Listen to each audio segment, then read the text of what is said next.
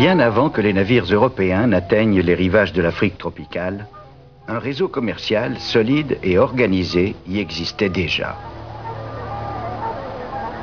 C'était un vaste système dont les marchés et les liaisons terrestres et maritimes s'étendaient jusqu'en Inde et en Chine.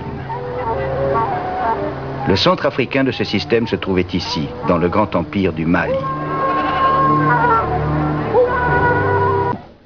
Un voyageur célèbre du XIVe siècle visita l'empire du Mali, encore au sommet de sa prospérité, et consigna dans ses mémoires. De tous les peuples, les Noirs sont ceux qui détestent le plus l'injustice. La sécurité à travers tout le pays est complète et générale. Le voyageur n'a pas plus de raison de craindre les brigands, les voleurs ou les ravisseurs que n'en ont les habitants eux-mêmes. Celui qui a écrit ces lignes était un voyageur marocain du nom d'Ibn Battuta. Heureusement pour nous, ces mémoires nous sont parvenues, riches en détails sur la vie en Afrique occidentale il y a 600 ans. Voici sa description de la cour impériale du Mali.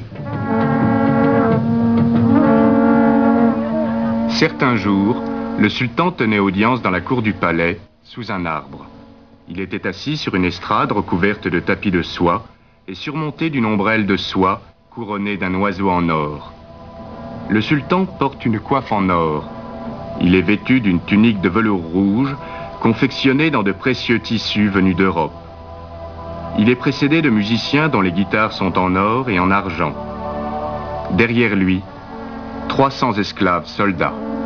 La réputation de richesse de ces pays se répandit jusqu'à la lointaine Europe.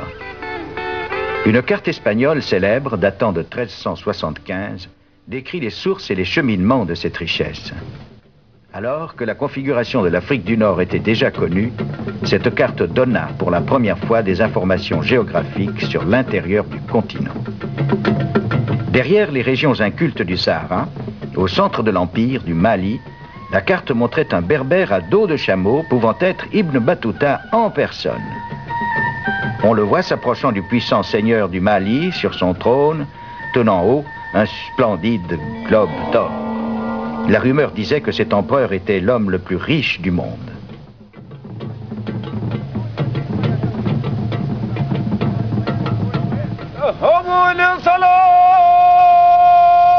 En 1324, Kankan Moussa, autre empereur du Mali, revenait d'un pèlerinage à la Mecque.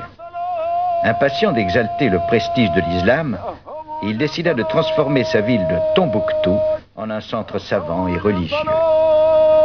Au cœur de cette cité islamique, l'empereur Moussa fit construire une mosquée qui fut à l'origine d'un nouveau style d'architecture en Afrique occidentale.